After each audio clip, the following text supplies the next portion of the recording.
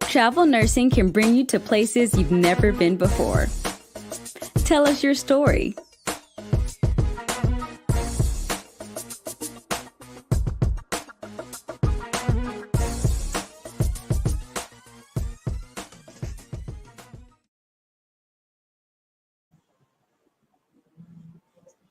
Hi there, it's Rita at the Travel Nurse Channel. And let me center a little bit. There we go. See all my gray hair. It's Tuesday, and we're usually here on Tuesdays from 10 to 11, and just about made it today. 10 to 11 Pacific Standard Time. So I hope everybody's okay. Still really busy out there, which inspired me to talk about the many different jobs there are for travel nurses. We're the Travel Nurse Channel, and nurse is in the title, but travelers come in various disciplines, not just nursing. Doctors travel, therapists travel, technicians travel, CNAs travel, LVNs travel, PAs travel, all. I'm leaving some out, but they're all there. LVNs travel, rad techs travel, respiratory techs travel, and so forth. So I thought I'd talk about that in a broad sense, because we are the Travel Nurse Channel, and it's nice to know what's going on. According to some sources, and they are the kind of the big, broad hiring groups, and you know, LinkedIn and Indeed and all these big groups. They're always broadcasting many jobs, and some of those jobs go out to thousands of people, and they only need 2 nurses or 1 tech, you know, somebody for ultrasound. So it looks like thousands and thousands, but technically there are many jobs. I don't want to say 1,000 or 5,000, but I will say it's probably somewhere in the middle.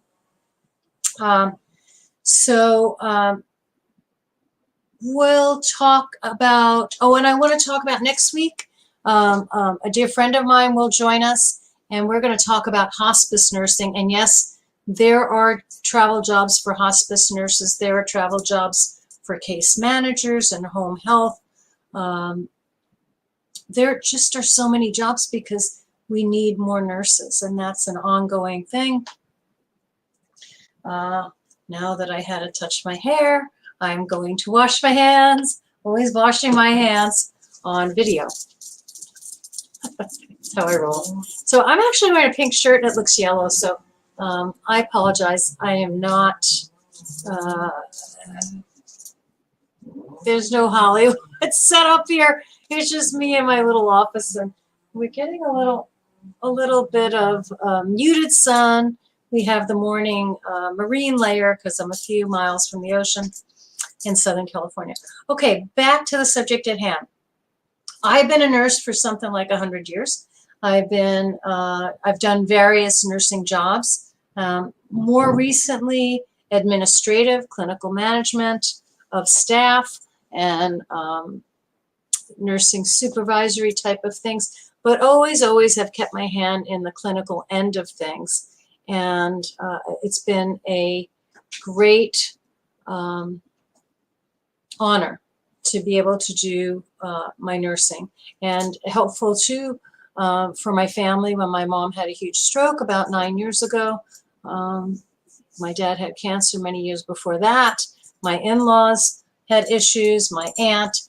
So it's been a great gift to be able to have some knowledge, some healthcare knowledge, and to practice it professionally as well as privately. And I advocate, and that we will get to the nurse advocate position, which is growing. I'm right now a trustee and power of attorney for a cousin of mine who has multiple healthcare issues. She's a TBI, traumatic brain injury survivor, and very sweet, but with lots of health deficits. physiologic and psychiatric as well. So, and she broke her hip recently, and so lots of things going on there. But where do you want to work? Okay, so that's always the first question I suggest anybody thinking about traveling or maybe rethinking about it. They did it years ago. Where would you like to go? Have you seen the Grand Canyon? Boy, I am blessed to say that I have been there and always thought I'd get back. Haven't gotten back yet. So Grand Canyon in Arizona. Do you want to go there? Do you want to work near there? Do you want to go see the volcanoes in Hawaii? Do you want to see some of the warm waters off the coast of Florida? The Keys, maybe. Do you want to, what was I thinking? Rocky Mountains, that area. Las Vegas, Southern California, Northern California, Yosemite, California. So where do you want to work? And I left out all the states in the middle with so many wonderful things. You know, the bluegrass of Tennessee and so many beautiful places. So think about that. Where do you want to work? Because more than likely there is a nurse job for you. Let's narrow it down. Oh, let me make sure I open up my comments. I'm live right now in Southern California from now until 11 a.m. So if you have a comment or a concern or a question or a subject you want to broach, please chime in and I will address it. If I don't have the answer, I will research it, get back to you next Tuesday.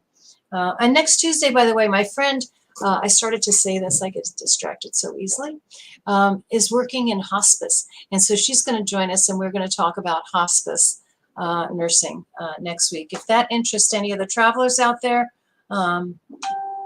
it's closely related to home health, but it is very, very specialized. And we do have hospice situations where they're in a home maybe with 6 beds, in a hospital setting where they have many more beds, in the home setting where it's one-on-one. So there's a variety of things going on in the hospice world.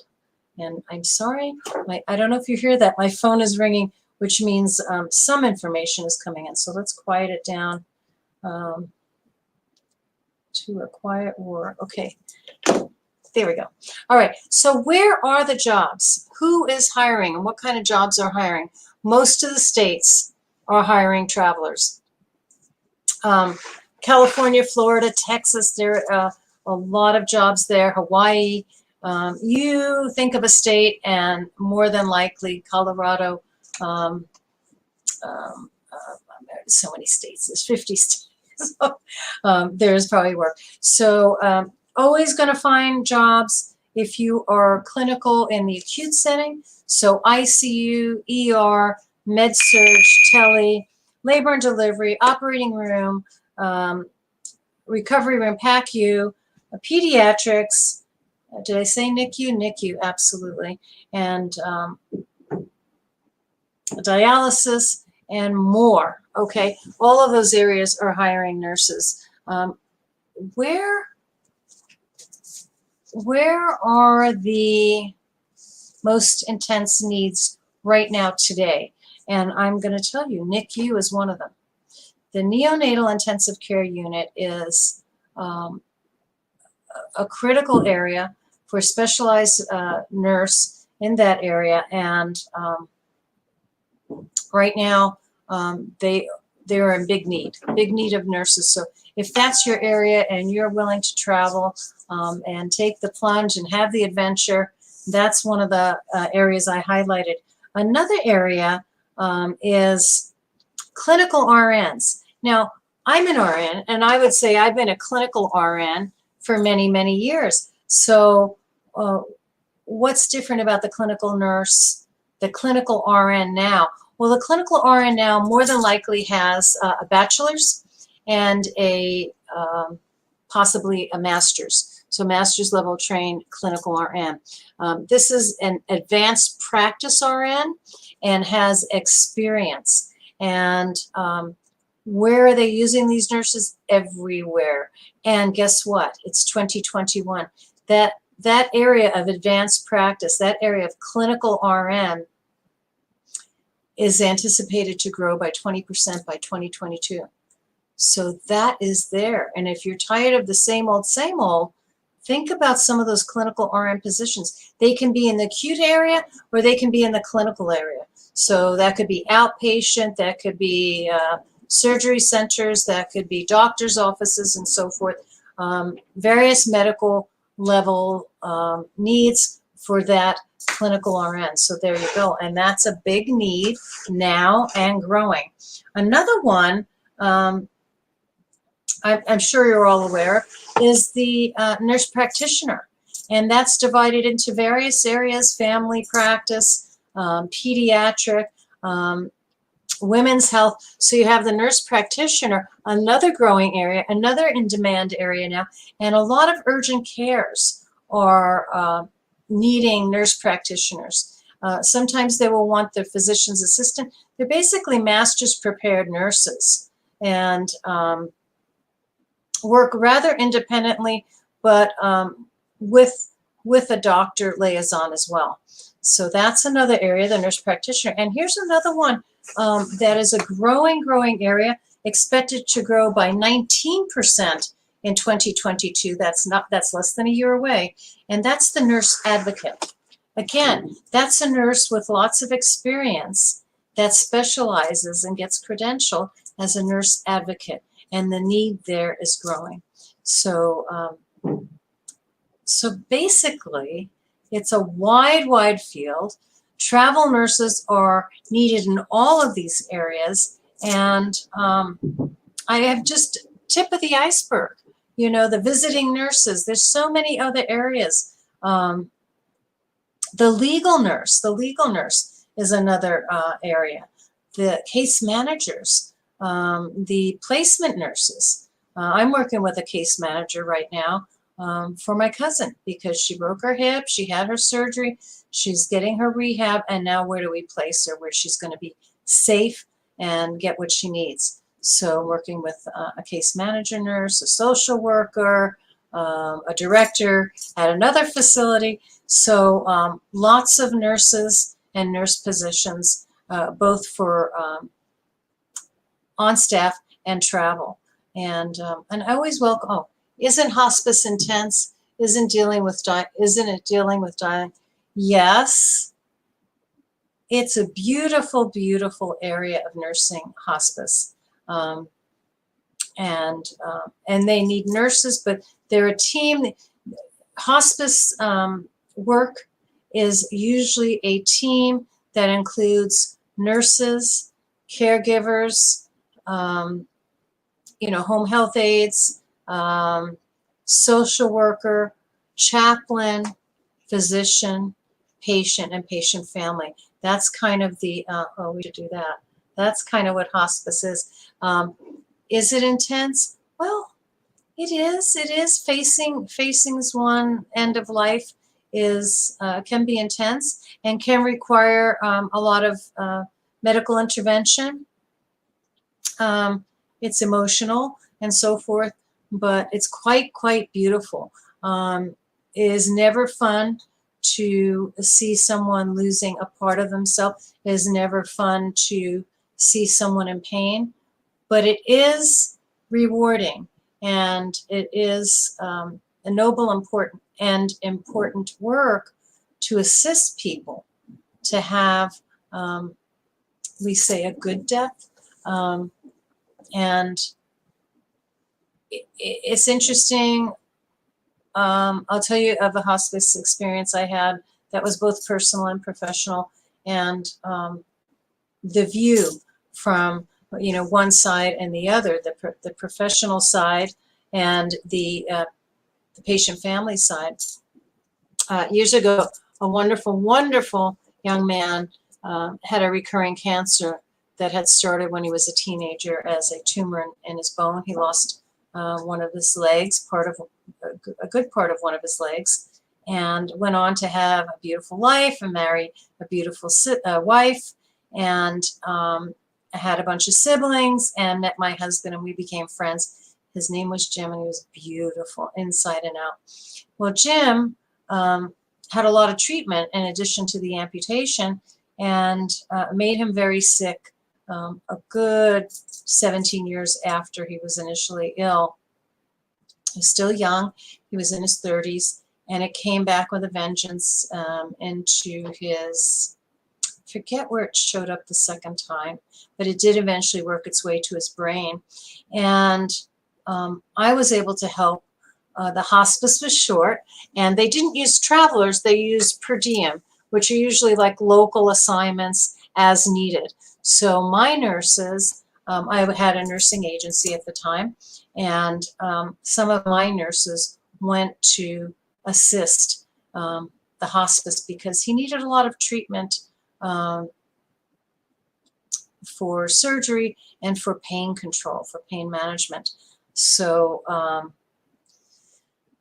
so to me, it was heartbreaking because he was a beautiful guy and we loved him, and his wife loved him, and his family loved him. My husband loved him.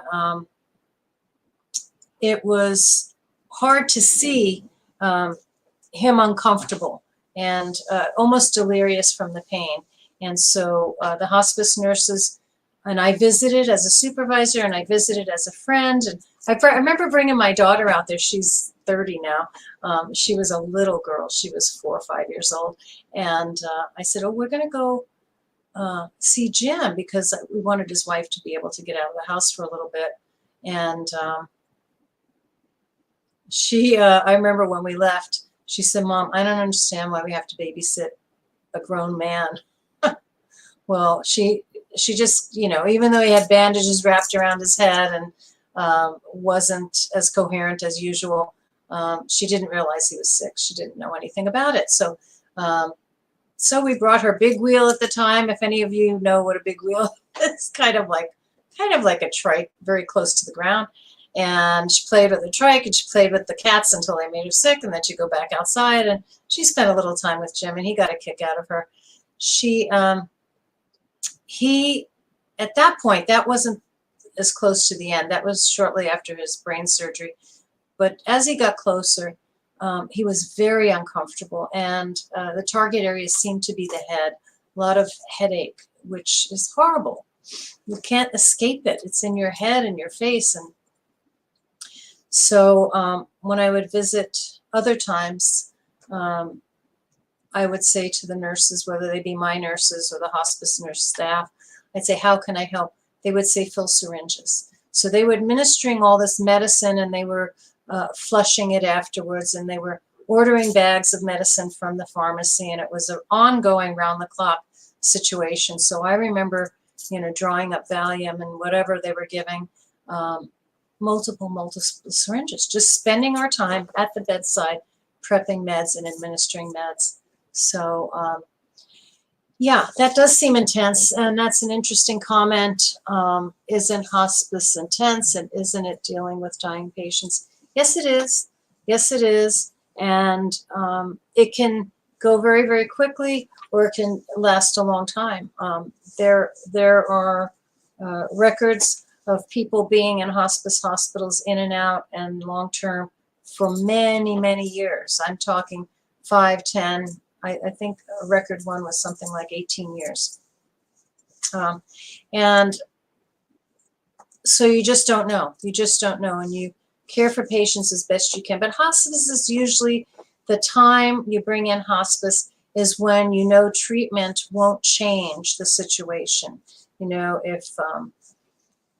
if they've lost the ability to walk or speak or feel, or they've had all the treatment possible, the radiation, the chemo, the surgery, and so forth. When all of that is has been done, and its effectiveness is no longer possible, and maybe the tumors are winning out and continuing to grow.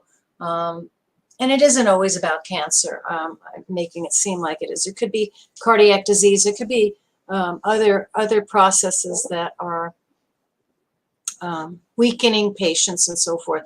So that's when hospice becomes necessary and is discussed by the practitioners and the family and the patient. And hospice is assisting with the end of life, making comfort, letting the patient choose what they would prefer. Do they want family around? Do they want to isolate? And there is a kind of a need to isolate because it's too difficult to leave the ones you love. So hospice is practiced in that, and hence the bedside caregivers and the nurses and the chaplain and the social worker and the doctor and the family and the patient, they all work together to assist in whatever the desired choices are. And that, look at that little hand there. That's my man. Oh, somebody turned him. He's in the corner. He's facing the corner. So the patient may want to isolate, or the family may say, we have such a huge family, we don't want everybody here. The hospice patient needs rest, good rest, that they're not sleeping at night and so forth. So you may be able to assist with that, helping create a schedule or a time when people can visit. Pain control. I started talking about Jim. I remember one time helping fill the syringes, working with a hospice nurse, and I was filling syringes, really like rapid fire, filling syringes, and the nurse was doing the treatment, giving the meds, doing what she could to make him comfortable. And I remember Jim sort of ranting at this point. He was bedridden, and he's like ranting, and it hurts, and and he was saying kinds of terrible things, and not terrible things, just talking about how it hurts, and maybe hallucinating a little bit. And then all of a sudden, the nurse was administering some medicine, and he went, oh, and he sighed. He finally got a little bit of relief. And, between the morphine and whatever they were giving him, I know there was morphine and Valium, probably there was some fentanyl, oxygen and so forth. And I remember I relaxed a little bit knowing they had reached that, he finally got a little relief, the poor guy. And it just seemed like moments later, it all started all over again. We just couldn't keep him comfortable. Anyway, so to me, was it a good death? Well, in the last moments, and his wife was by his side almost around the clock, she did think it was a good death. And that's what counts. That's what counts. They had their moments. He had his moments of relief. And so what is a good death? Hospice is about helping with end of life and making it as much as close to what you would want as possible. And yeah, hospice is wonderful. And there are travel assignments for hospice nurses, as well as all the other ones we mentioned. But I thought it was interesting that some of the biggest needs right now are in NICU, clinical RNs, nurse practitioners, and nurse advocates. Those are the top of the list. There's always needs for the ICU, the ER, the med-surg, the tele, the labor and delivery, the PACU, the OR, the peds, the step-down units, and dialysis. Dialysis nurses are in big need. Did I just move the camera? I'm always goofing around with this camera. Is that more centered? Oh, forget it, Rita. Forget it. I don't know what I'm doing. I'm always moving everything. Okay, folks, sorry. This is no movie set. This is crazy. So, yeah, I did want to say that many, many, many jobs. And, what are the higher paying jobs? You'd be interested in that too. NICU is one of the higher paying jobs. Some states pay higher than others. Some of like the position, the nurse advocate, is probably not one of the higher paying jobs, but the starting might be more in like the $60,000 range, or other ones would be upwards towards 90 and more, depending on where you're working. So I'm talking annual. So, and travel assignments are usually 13 weeks. So if you went from one to the next, one job to the next and kept it going for 50 weeks out of the year, you would be in one of those ranges, 60,000 and up and up and up, depending on what you're doing. But I did see that briefly on one of the sites I saw for the nurse advocate, that they start around 60,000. So I'm assuming that's full time. So friends, I'm just here talking about jobs, and that it's almost any job that you can think of as a nurse, there is a travel assignment available for it. And that was kind of my message today. I'm not seeing a lot of people tune in, so I don't want to just be repetitive. That's basically what I had to say today. Nurses are at the heartbeat of health, and all of the other disciplines are part of the heart. So, one might be the aorta, and one might be the anterior, whatever. I'm not going to be silly like that. The team of healthcare workers that care for patients is wide and important, and all of them have a place in travel assignments. Ultrasound techs and MRI techs and CT scanners and respiratory therapists, CNAs, LVNs, RNs, clinical RNs, advanced practice RNs, nurse practitioners, PAs, physicians, and more, and all the different specialties. There's a need, it's there, and if you've been thinking, I want to get to the Grand Canyon, guess what? You could find a job not too far from the Grand Canyon in Arizona and go see the Grand Canyon. I went in May, and I would recommend, that's a great month coming up to visit the Grand Canyon. You want to be careful about flash floods and different weather times, so you don't want to go during a rainy season, which would be winter probably. The Grand Canyon's quite amazing. And I only just saw from the South Rim, there are different areas to go in, to hike in and out.